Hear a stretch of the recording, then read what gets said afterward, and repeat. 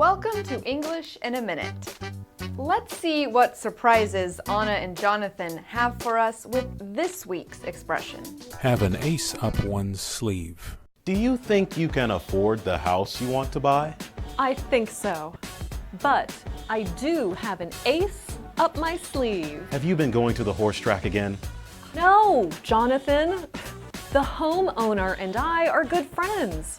She'll give me a fair price. To have an ace up one's sleeve means to have a secret or surprise that helps you get what you want. Dishonest poker players would keep a high card, usually an ace, hidden in their sleeves. They would pull out the card when no one was watching. These days, this expression has a less negative meaning.